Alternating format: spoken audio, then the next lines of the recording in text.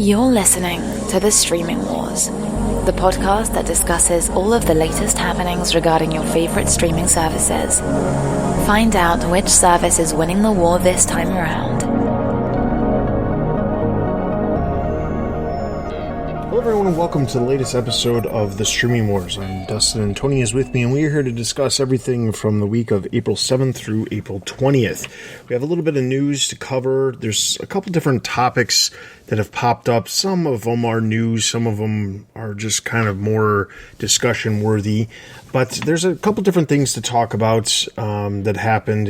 Relatively speaking, it's been kind of a slow 2 weeks, other than some shows getting announced to be renewed for additional seasons that you'll see in the show notes. There hasn't been a whole lot of news.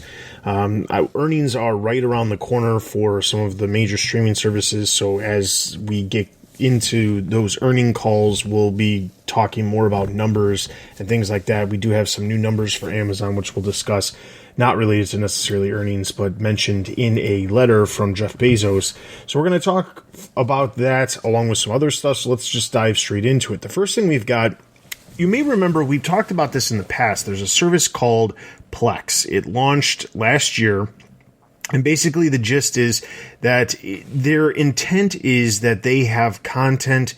They're trying to be, I guess the easiest way to put it in simple terms is they're trying to be kind of like how Amazon offers channels, where you can subscribe to channels, you can access the content.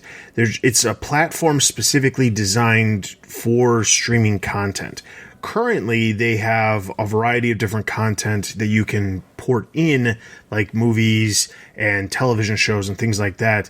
But they are in the middle of having a funding round that is going to hopefully bring in some more content. They're looking at licensing their own content from studios so that they could compete in the likes of Roku or Amazon to a degree with their IMDb TV. This would be free content that would be ad supported, that they have the ability to do this.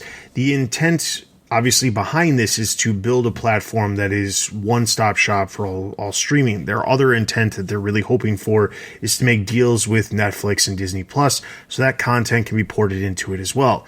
This might sound familiar because obviously this is something that Google just did with the Google TV, or the Google Chromecast with Google TV that they just had. This is the same type of thing where all the content is funneled into one singular service, and then you can actually search it. So the intent is the content that you own is combined with the content that is on streaming, combined with the content that you can watch for free at different streaming services, and that's what it is. Plex, however, is a little bit behind when it comes to other companies out there who have already tackled this. So it'll be interesting to see once they raise this money if this is something that can actually propel them into the competition, the field of competition, at least when it comes to the major players like Amazon, like Google, like Roku, these services that offer a lot of content from the various different services who already have deals in place. It'll be interesting to see, but $50 million funding round is not exactly a small amount of number, and that's, of course, why I wanted to bring it up. I just remember Plex when it was one of the few ways to stream content locally. So it was like DLNA servers or something where you can have your own storage amount with your own videos, and you could pipe that through different devices and computers and TVs and whatnot. I really enjoy the software, but it's crazy to see how far it's come. And now that they've raised so much money to develop their product even more, it seems like they're really pushing themselves to be more of a competitor than just, people using it at home and home entertainment and kind of not a little bit of a fringe, but those DIY people who would, do home automations, stuff like that, and to really into the bigger market of, we have the Plex service. How can we integrate this? Maybe attack like Roku and then other services. I was just thinking of Roku right now, but there's some other services that do like similar things that what they're trying to do. So it's cool to see where they've come and where they're going and how they're pushing forward. And it's nice to see that they've really dived into ad supported, all the different deals that they've been doing and whatnot. It is really interesting to see how they're going. Man, they've raised a lot of capital in last year or two. And from a business standpoint, the more money you take, the more people you have to answer to. But it really seems like there's a lot of faith in this company and how they're moving forward. So overall, this is pretty cool. And I'm curious to see, as we keep an eye on it over the year, how Plex is going to be a bigger player into the streaming space. All right. So other streaming updates, there's a new service called Cult Pick. Now, this service is offering classic cult films, and it's specifically offering a wide variety of content that comes from different countries and different eras, and there's a lot of genre films that including horror and erotica, as well as American slashers, that are going to be included in part of this. What's interesting, however, is that this kind of is they're launching with 400 films. And that's nothing. I'm not saying that's a small amount of films. They obviously have made some sort of deals that are with the distributors of these films in order to have these on their service. For a monthly membership, it conveniently is priced at $6.66, and or you could get a year for $59. This is actually debuting. It's officially launching in the summer, but the service itself you can pre-order or pre-sign up essentially right now. The link to the original article is obviously in our show notes, but this is very similar to some of the other horror/cult streaming services that are already existing. The one that's probably best known is Shudder. Shudder's constantly licensing new films all the time, not only for their cable channel but also for their streaming service as well. And they have a wide variety. Their price is about $5.99 a month. So the fact that this new service, which is going to kind of be at a situation where they're not going to be able to offer as much as an established player like Shudder, they're already priced a little bit higher than the leading horror cult streaming service out there, Shudder. Now, there are other ones. There's Screambox, Dark Matter TV, Night Flight Plus, Midnight Pulp, and Arrow. All of those are all only priced at $4.99, and they're all going to have their own little group of stuff. Now, best case scenario for these and for fans of these is that some of these kind of come together and join, because then they can offer larger libraries for, a relatively low price. I'm sure there's not a lot of people who are spending $5 on 5 different services plus $6 for Shudder, and then $6.66 for Cult Picks too. So it's very unlikely that a lot of these are going to be able to succeed the way they would hope, unless of course there is some sort of group of them that comes together to offer a larger library of content. From the actual streaming service side, have never been one into cult movies. So Dustin, are you really big into cult films? Not at all. Yeah, so this streaming service does not speak to us. If you love cult movies, just check out the service. Let us know how it is, because we're never going to look at it. But for one step back, it is nice to see that we've seen this trend of streaming services. There's part of the streaming wars has been okay, and there's fear of, I know some people who make fun of Disney and that Disney's going to buy everything, and that's kind of absurd. But there is illegitimate fear and concern among people and fans that streaming services are going to really come down to like 3 or 4 big players at the end of the day, and a lot of the content's going to be aggregated into 3 to 5 big players, and there's not going to be much room or competition there. There's even some who are way more extreme in thinking there's just going to be one streaming service there. But at the end of the day, there's a worrying and a fear of this huge consolidation. But I think what we've seen in the market, and Dustin, correct me if wrong, but it seems like the trend is actually like, yes, you have these players who have gone in the market. They're really huge. HBO Max has launched, Discovery Plus, Apple TV Plus, right, in the last year. Go ad infinitum about the other companies, but we've also seen a lot of like more niche streaming services launch, like Cult Picks. There was that. I don't like them, but there's like the a French French box. There was that like one. A National Geographic or something. It was just all documentaries. Oh yeah, the one that's all documentaries. Yeah, The point being is that it seems to be desire and need and kind of like an explosion in these niche streaming services that meet the demands of people who like those services, because these big streaming providers, right, their goal is to reach the most people at the end of the day. So they have a large and broad category of film. Their catalog is pretty huge of different types of films, but they're trying to go after the most amount of people possible. And yes, they might have their different specialities, but at the end of the day, it's about, okay, how many people can we reach at once, versus these niche streaming services. They're about, okay, which specific pieces of content does a small amount of the population really, really love? And we've seen, investors really put their money where their mouth is and where their interests are. and develop these streaming services. So it's once again, this piece of news kind of fits in that the more bigger global narrative of that there's going to be more streaming services. There's going to be like the big top tier streaming services, and there's going to be, you know, a lower tier of mini niche streaming services. So that to me is like one of the predictions. If we want to go back to New Year's and make a prediction of, okay, what is a trend that we're going to see and see continued from the previous year, it would be these niche services appearing and meeting the needs of certain types of different fans. And I think that's good. I think more competition is always good. I think allowing people to view the content that they want is really important, and to preserve these certain genres. So overall, it's entertainment for people, and you know, if they're able to enjoy that, then let there be a streaming service for it. I agree, and I think that the big players, while if there's smaller niche services that are underneath the larger players, those probably will get essentially consumed by those larger companies. We've already seen that with DC Universe being the content porting over to HBO Max. There's still a couple of them out there when it comes to WarernMedia with Crunchyroll. They're selling that obviously off to Sony, but that has to go through. There's other content like Rooster Teeth. There's Boomerang. Finally? No, Boomerang's still there. They're actually They just celebrated their 5th anniversary too, but they're still around. And it's only a matter of time, you would assume, before the content ends up being just brought over to HBO Max. Once HBO Max gets large enough to, need that extra content. But in the meantime, we've already seen, essentially Viacom CBS, they had the Smithsonian channel that's been ported into CBS or Paramount Plus. CBS All Access is obviously part of Paramount Plus. They brought in other content from some of the other providers that they had as well. So there is this necessity to kind of bring a lot of the stuff into it so that the bigger players can become bigger. However, the niche services that are out on their own, I think that it is completely possible for them to succeed as is by themselves. They don't have to have, millions of subscribers to be successful. They have to have enough subscribers to basically make sure that they have their costs associated, the licensing fees that they have for the films that they have on their services, or the content that they have on their services. They have to be able to cover that. But outside of that, I don't think it's entirely unheard of that some of these niche services can, go by, especially with something like this. These are cult films. They're not in huge demand, but there are people who are going to seek them out.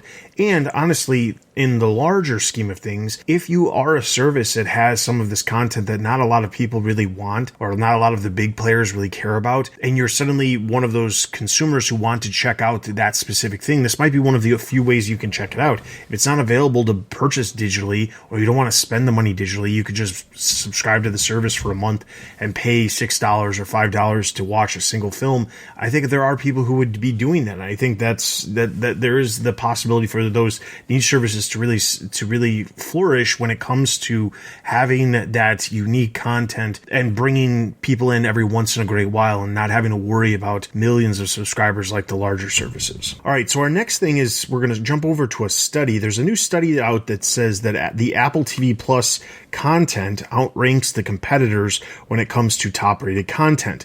Now, specifically, this study was done by Self Financial, but let's be clear, it appears as if how they came up with this information was that they went over to IMDb, they took the shows on the various services, and they took the average of the service rating that they have. So for Apple TV Plus, the exclusive shows that they have on Apple TV Plus, they took the ratings, and Apple TV Plus received a rating of 7.24 out of 10. So that means a lot of their shows 86% of their shows fell under either the good or excellent category when it came to ratings. When you compare that to some of the other services like Netflix, HBO Max, while the article itself doesn't specifically talk about it, there is a point here, which is Apple TV Plus has a significantly less number of shows. So if their shows in general are higher rated compared to just the barrage of content that we get from Netflix on a normal basis, that could be why their content is so highly rated. We've also talked about how Apple TV Plus is not in the quantity game, they're in the quality game, which we knew of. Everyone has been talking about for over at least a year now, has been talking about how Apple TV Plus's main goal is to basically be the new version of HBO with high quality content with all of the shows that they're producing, no matter what it is. And to be fair, a lot of the shows that they produce, while I haven't seen them, you get that vibe that they're quality content based off of what they put out. So I can't sit here and say that I'm surprised by the fact that their content's rated very high. However, I think it's a little disingenuous to sit there and say that they have the highest rated content, considering they don't have anywhere near the level of content that some of the other major players have. This is another segment of Tony's displeasure with ad hoc statistics and people just finding numbers in IMDb and trying to compute an article. Man, this hurts. Yeah, this article makes no sense. Averaging out IMDb scores. One, I think we've all seen that IMDb scores do not make a good movie. Neither does Rotten Tomato scores. So to this article to say definitively, okay, this streaming service has better content than the other. I mean, it's IMDb. That's a different debate. I think that's a pretty clear thing. Using IMDb or Rotten Tomatoes or these other things just siloed is not a good way to measure quality of pretty much any film or any property or streaming service. But analyzing the spirit of their article, right, that Apple TV, reportedly has better quality content in terms of its competitors. Apple TV is pretty new, and it is also very clear that the shows that they went after and produced are higher quality, are meant to really just win awards. And that might seem like a very negative thing, but the morning show, I mean, clearly from the beginning was like, okay, this is going to win some type of reward. Ted Lasso is one of those types of properties as well. The Banker was really good. Greyhound was all right, but it was very beautiful. I love me some Mythic Quest, but I don't think that thing is going to win an award, but it touches my heart. But overall, yes, you are definitely right. They have not as much content as their competitors, so they can crank out, a couple really good pieces of content, but their library is very small. They've had fewer chances for failure, whereas Netflix, where they just are cranking out content for all the regions because they're across the globe. And the amount of people that they're trying to reach, and just the fact of they just need filler content that people can just watch, and that's good. It doesn't necessarily have to be, higher rated. HBO Max, Disney Plus. I mean, it's just a weird comparison. There's no way that I think if you were to actually poll people who use any type of streaming service, there's going to be a very small minority that's going to use Apple TV Plus like regularly. There's some who use it, but not as much as this article is probably going to make it believe of. Okay, it is great quality content. You should dive on it. It's a really good service. If you were to poll people, no, Apple TV Plus is not where people think of good streaming content, just because it's not that big. There's not that many properties. It's not, in my opinion, it's not really worth the $5.99 or whatever the price is now. I think that's what's wrong with the article. I think in the spirit of the article, I think it's also still false due to, the sample size, the population of the different, of the library of movies between the other players in this. And then also just the scope of what Apple's trying to do. I mean, what it kind of has done versus the other competitors. So once again, if you look at a blog post, if you look at just really any post, anything, and there's numbers and they try to make a definitive claim, look into it more, do your homework, and just realize that you can't trust IMDb TV scores to give you a true rating of what content's supposed to be. That's not what they're there for. Agreed. All right. So then jumping over to Amazon Prime, it was announced in a letter, like I said earlier, his final annual letter to shareholders. He stated that Amazon Prime now has over 200 million members. Now it's important to note that just because there's 200 million members of Amazon Prime, that doesn't necessarily mean that there are 200 million people actually using Amazon Prime Video, which is the distinction, of course. However, it was interesting because the Hollywood Reporter noted that Amazon spent $11 billion on video and music content last year compared to the $7.8 billion that they spent the year before. So they spent more than $3 billion extra dollars last year. Obviously, there were some films that they brought onto the service that they weren't doing the year prior. They also brought in a rights package, which I'm sure is going to eat some of that cost for the NFL games that are coming as well. So there's a lot of stuff that's going on Amazon. They have tons of content that is coming. There was just word recently, their Lord of the Rings series, the first season is estimated to cost over $460 million just for the first season of the show. And yeah, it's they're definitely slowly ramping up the amount of content and the amount of content, honestly, that they're going to be bringing to the service in the coming years. It's kind of crazy when you think back. Been a little bit blessed to experience Amazon Prime a little bit before a lot of other markets have. And it's crazy to see, it all started about like 2-day shipping and how great that was. And they offered different things with it. Video rentals are really huge. You can get away from, obviously, Blockbuster, rest in peace, or, Redbox was really huge, but okay, you don't have to really leave your TV.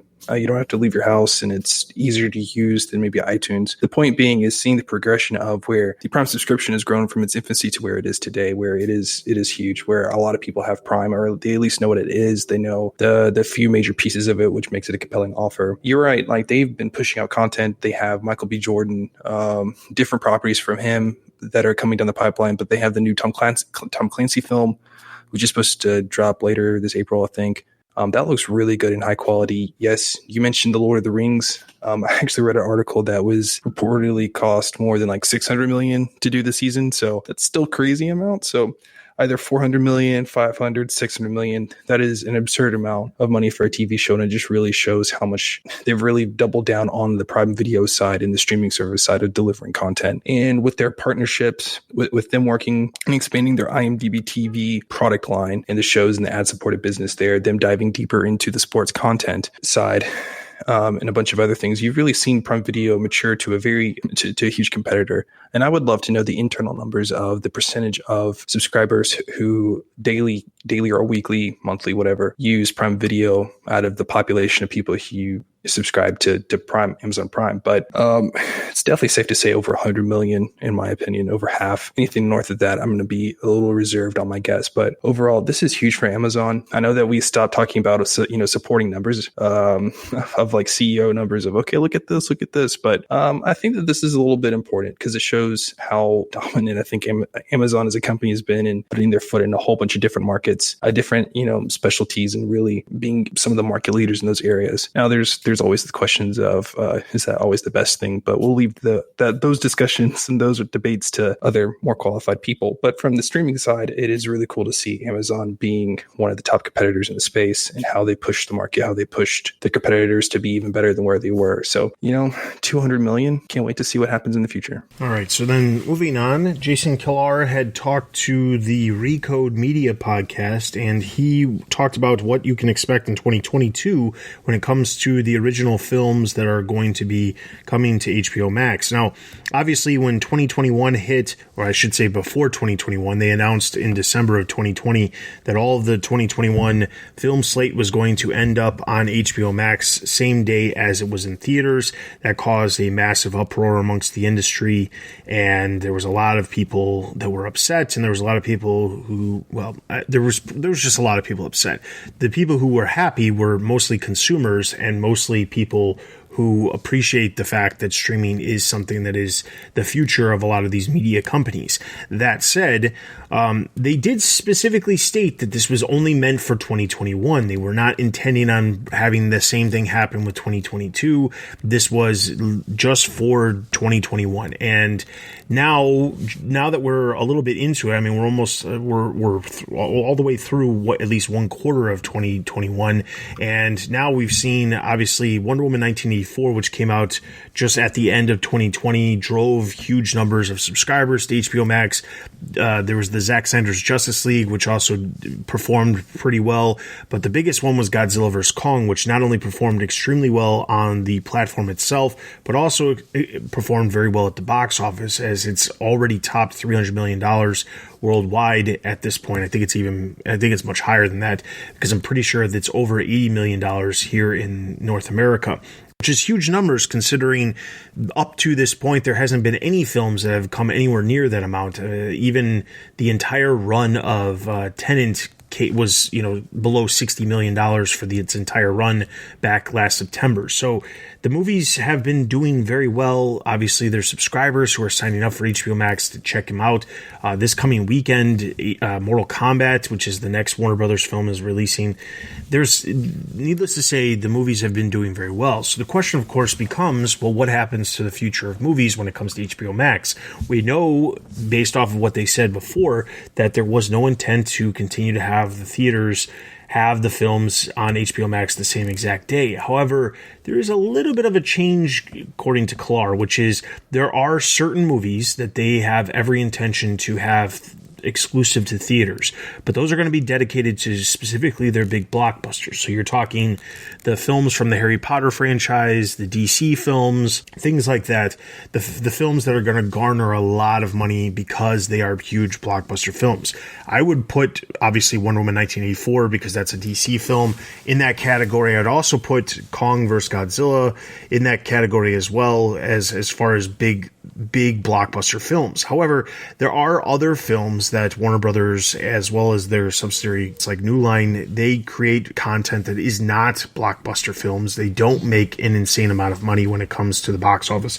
So they have the ability to make less money and have the ability to have these other deals in place. So one of the things, like for example, there's a film coming out, and I can't, the name of it escapes my mind, but there's a Angelina Jolie film that's supposed to be coming out in May. Basically, she plays a forest ranger who, is watching for forest fires, and something happens where there's a situation that unfolds where somebody's trying to kill somebody and she's involved in it. I'm sure there's a trailer on YouTube if you want to check it out, but that type of film is not something that's going to garner a lot of money at the box office. However, it will be releasing obviously in theaters as well as HBO Max, but in the future, Klar states that there are going to be two categories of films, the big blockbuster films and the other films, and they're going to probably be having that second category of films release on HBO Max the same time they are in theaters, because they have the capabilities of using HBO Max as a platform to propel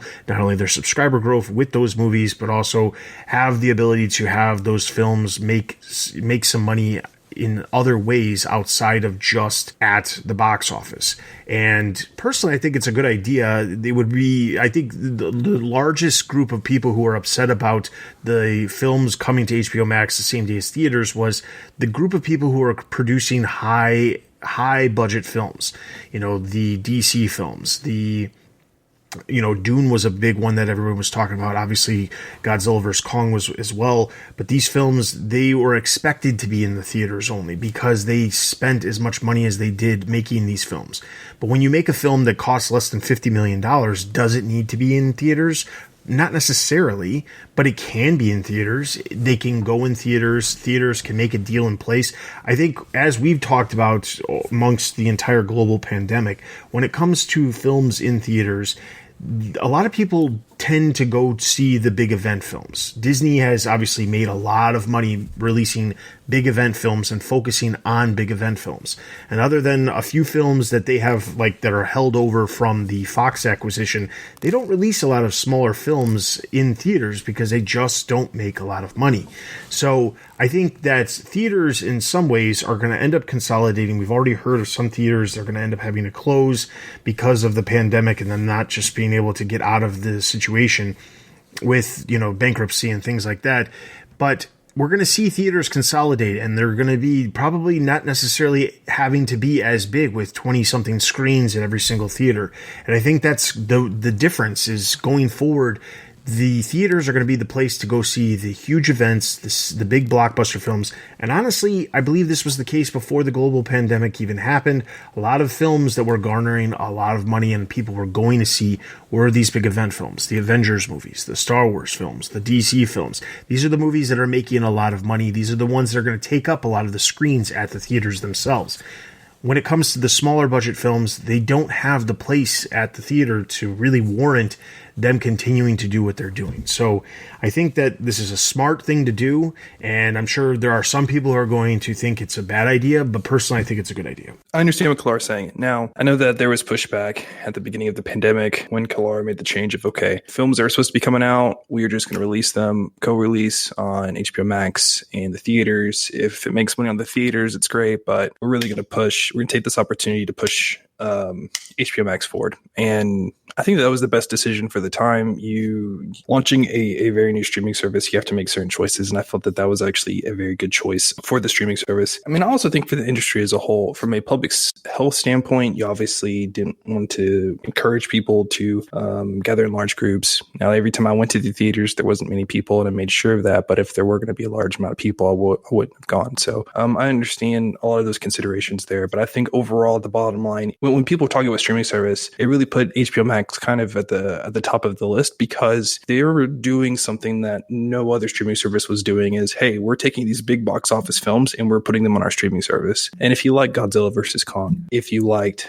Dune, if you're gonna like Judah and the Black Messiah, there was another one that I just watched recently and I can't remember. And there's definitely gonna be a lot more that are coming out. It's a really actually great situation. I mean, forget the actual streaming side of the rest of the content that's on HBO Max. If you just got it just for the movies that were coming out every single month of $15.99 a month for movies that you can watch as many times as you want within like the 30-ish days or something, whatever the limit is, a really great deal on its own. And then you add in the whole back catalog of HBO and the rest of the content that they have on that streaming service. And this idea that Kilar has is, he's taken the best, I think, what he's learned about the pandemic and the situations and how consumers have changed, their preferences have changed, their viewing habits have definitely changed. And taking those things and applying it to the movies that are coming out of, yes, you do have these big budget movies, and you will get butts and seats into those theaters. But for some of the smaller movies, you probably wouldn't. So I think having this hybrid, flexible approach, some would say is probably a cop-out, but I actually think it's a smart idea. I looked at the numbers of Godzilla versus Kong while you were talking, and for a budget of $150 to $200 million,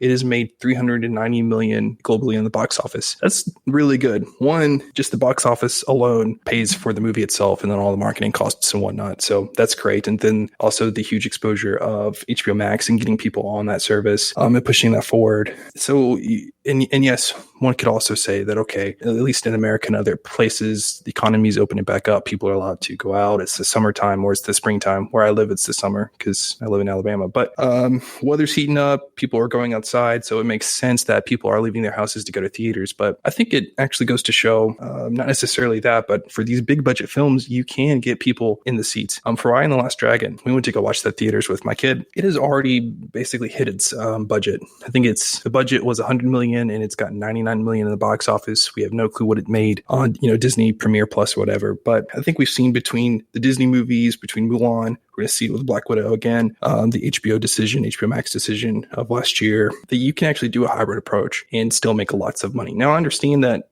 yes, a true box office approach for like the first month of like a big film, some big DC film or something like that, is actually, you're gonna get a lot more money there. So you want to milk that money for the specific time and then put it on your streaming service for the streaming service to get its cut of the pie, its viewership. I think that's a smart move. I think that's what we're going to see other studios, other streaming services, other movie studios, they're going to partner up, or they're going to have the same type of arrangement of, so for these films that meet this criteria, it's going to go to the theaters for a little bit, then it's going to go to our streaming service and probably have a dual release or something like that. You get the best of both worlds. The landscape's changing. People's viewing habits have changed. And I think Christopher Nolan, he's a great director. Fantastic. I love his story plots. I think Tenet is one of his weakest films, but it's still very good. I think he was wrong. And I think I understand that creators have certain opinions about the creative medium, but you also think of it from the customer standpoint. Is the age of going to theaters and having this great theatrical experience every Friday night and finding a new film, that dream, that idyllic moment, it has gone away, where people are only really going to movies for big events, big movie events, big blockbusters. So you need to change accordingly, and you can still develop great content that is on a streaming service that's delivered to people's houses, and it doesn't have to have the stigma of it's direct to video. That was some of the stigma there. Is it's direct to video, direct to home video, and that's going to have a bad thing. You can create very compelling TV through the streaming service. So I think creators are going to have to unlearn a few things and then change their perspectives a bit. I think there's going to be some creatives who are really going to double down on it and really be like, oh, hey, this is a great proponent. We can reach more people, meet people where they are, versus okay, we have to get everybody in the box office and do the whole thing. I think it's great for the industry. What HBO Max has done is being the leader in this area of trying to figure out what to do during the pandemic and helping consumers where they are, and taking the lessons learned from this past year and applying that to 2022 and this crazy age of recovering from a pandemic. Some might say that, okay, Kalara is making a rash decision based off of this last year's events, but I think the whole COVID pandemic has really just accelerated industry trends in general, that people were already not really going to the theaters as much. Pandemic happens, they definitely aren't. People really enjoy staying at home and watching streaming services, and you've seen some streaming services adapt, some haven't, and you just got to move forward. So I think this is a very smart and pragmatic decision on Kalar. I think it does help bridge the line between the creatives and the consumers, but at the end of the day, HBO Max just really has to report to the AT&T shareholders. So as long as they make money, they don't really care. All right, and then our last bit of news is probably maybe the biggest news, but there's not a whole lot here. But Netflix has announced that they have reached an agreement with Sony to basically have their films licensed to the service. So basically, Sony had a deal in place where they would license their films directly to Starz. So in a similar situation, how Fox and NBC Universal license their content to HBO Max after that specific window that the films end up in retail, they would then end up on the premium service. So Sony already had a deal in place with Starz. Starz is actually owned by Lionsgate, just to put that out there. But now the deal is going to be that the films will now go to Netflix rather than going to Starz. So Starz will have a significantly less amount of content compared to what they had before, and Netflix is bolstering their content by having this deal in place. Now, obviously, this isn't the first deal. This isn't the first time Netflix has had deals like this in place. They obviously had a huge deal in place when it came to Disney for a very long time. They had a lot of the Disney content on Netflix. Netflix has also done this with Paramount, specifically with some of the Nickelodeon content and things like that. So this is not something that Netflix doesn't do. It's more surprising because Sony has stated in the past that they have no desire to start up their own streaming service and that they're in the business of creating content and licensing it out, which, I mean, more power to them. If they don't want to go around, jump into the pool of all the streaming services and compete with the likes of it. If anything, they can make their name as a player on creating content for these services. They've already been creating a lot of content when it comes to television for years, so there is no surprise that they would want to continue to make that licensing rather than having to spend potentially billions of dollars creating their own streaming service. This deal helps Netflix out because obviously there's been a lot of the major studios have been pulling their content from Netflix over the past few years, as well as the fact that they're not only pulling their content, but they're then competing against Netflix as well. So this will help Netflix out. There's a lot of big franchises within the confines of Sony. They currently have the rights to the Spider-Man films. They make the Spider-Man films. They license Spider-Man from Marvel, and they have been pretty successful. Spider-Man Into the Spider-Verse was an Oscar-winning animated film, made a lot of money. There's obviously the Tom Holland's films, but then there's a number of other things: Jumanji, Bad Boys, the upcoming Uncharted film that's based off of the PlayStation video game. So there's a lot of content that Sony is producing. They produce probably just as many films as, actually I would probably say maybe even more than a company like Viacom CBS or Paramount. I think that they are either right on line or maybe a little bit more, but they also produce a lot of television shows. But this is specifically for the films. The licensing will not only give Netflix the ability to have those theatrical films on their service once they release through theaters, as well as the physical release. They'll end up on Netflix as the window of viewing for that. Then on top of that, if there are films where Sony is considering not releasing them theatrically, Netflix will also have the ability to have first dibs on whether or not to bring those over to the service itself, rather than them potentially being sold off to another service out there.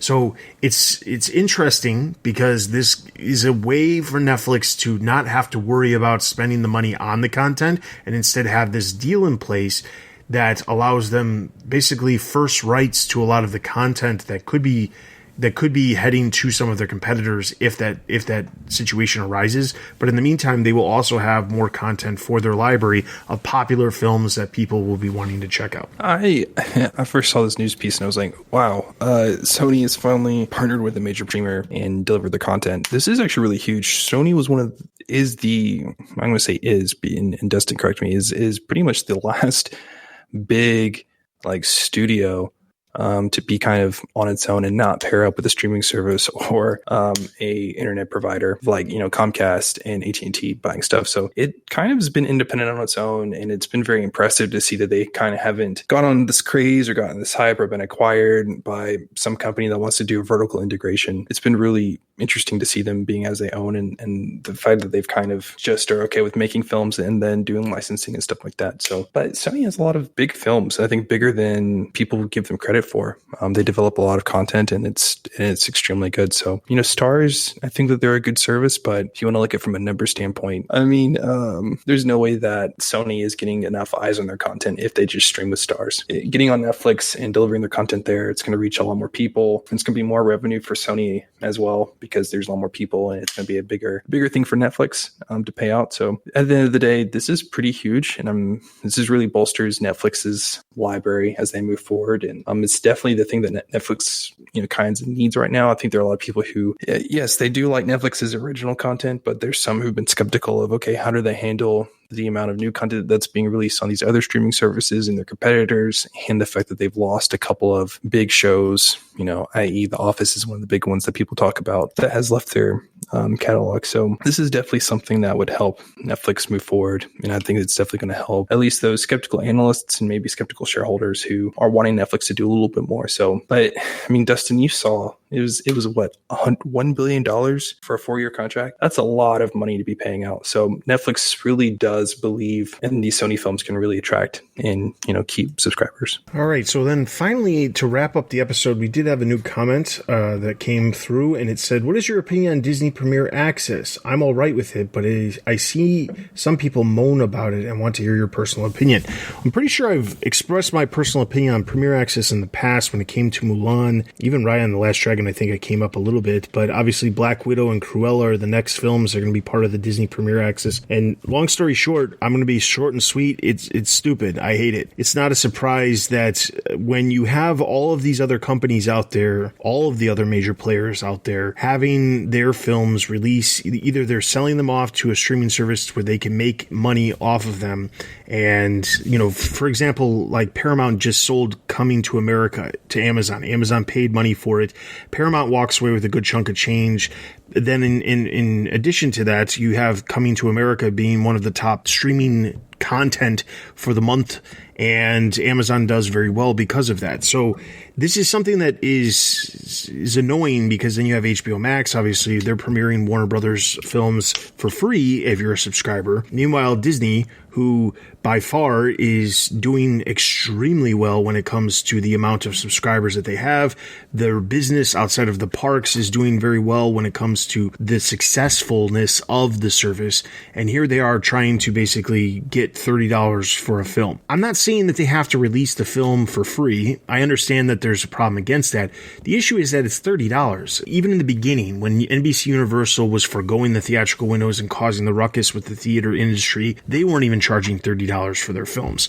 When Scoob released directly from Warner Brothers, it went straight to streaming, and you could, or not streaming, but you could purchase it. It was not $30. I don't understand why Disney finds the necessity to charge $30 for their films. And then on top of that, the worst part about it is then they choose to have other films like Soul or Luca, which in some ways could be compared to just as good or better than some of these other films that they're putting on Premier Access, and they're letting those be for free.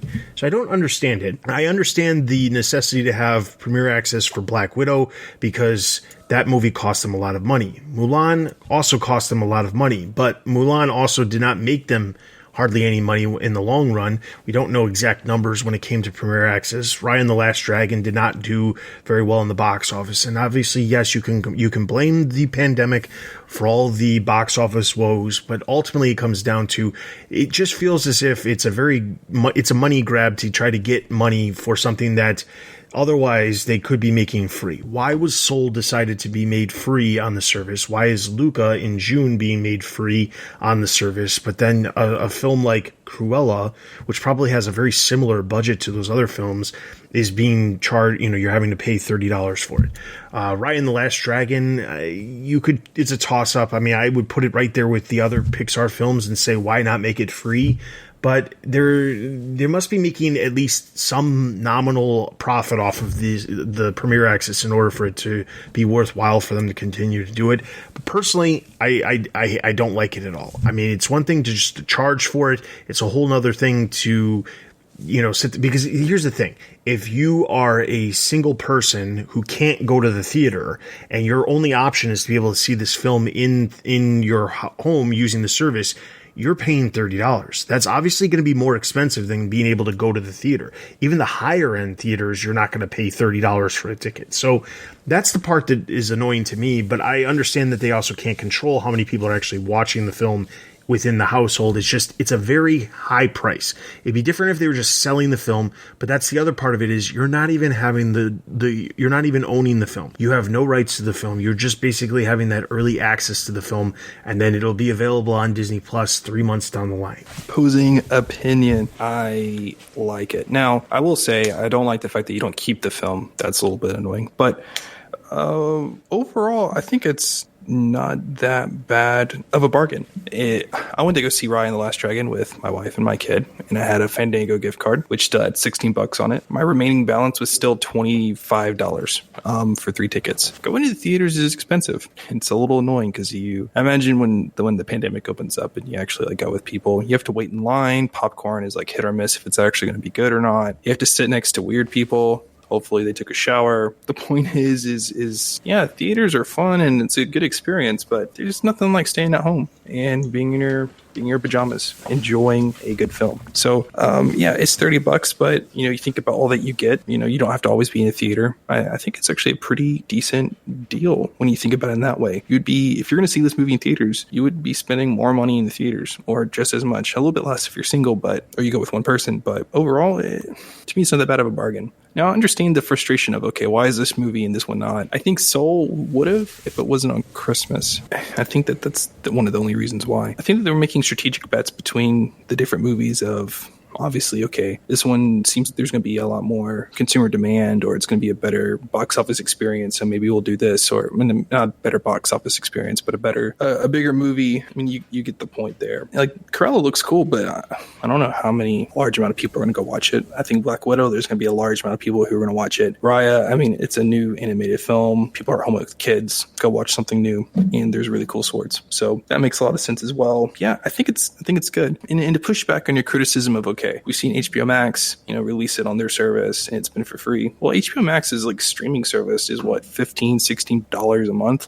That is about 3 times as more as Disney Plus, or maybe 2 times as much more as Disney Plus. So on a per monthly basis, you're going to end up paying that cost anyway. If you compare it from a Disney Plus $30 movie with a normal Disney Plus cost to a movie that's going to be on HBO Max, that you're going to have that service for a couple months as well. So I think at the end of the day, it all averages out. I think it works. If you have a family and you want to watch content that's on Disney Plus, that works fine. But I think more importantly, if you look at it whole, I think everybody wins. Now, I think some people do not win as much. I know that you're upset. There's a lot of other people who are upset about Disney Plus, but premiere movies. But I think having movies during this time and having content during, the pandemic and getting new things, I think in whole consumers win. I know that, the price is a little bit annoying, but it is good to get content out. And I think that's the best thing, is that throughout this time that's been really stressful, people have been able to enjoy their movies. And I think that's the best. All right. And with that being said, that is going to wrap up this episode of the Streaming Wars.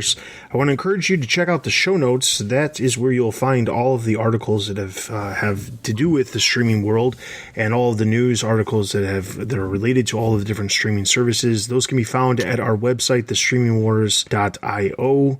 You can also find a number of playlists that showcase all of the trailers that have released over on our YouTube channel. We have specific playlists for each individual streaming service so that you can check out all of the latest trailers just by subscribing to those playlists. With that being said, you can follow us on Twitter and Instagram and join our Discord to find all of the things that we have here to talk about. You can send us an email at thestreamingwars@gmail.com with any questions, comments, concerns, things you'd like us to discuss on future episodes. And wherever you are listening to this podcast, please take a moment to leave feedback. That is always greatly appreciated. With all of that being said, for Tony and myself, this has been The Streaming Wars, and we'll see you guys next time. Thanks for listening to The Streaming Wars. Check us out on Twitter and Instagram. Also consider supporting us on Patreon. Links can be found at thestreamingwars.io.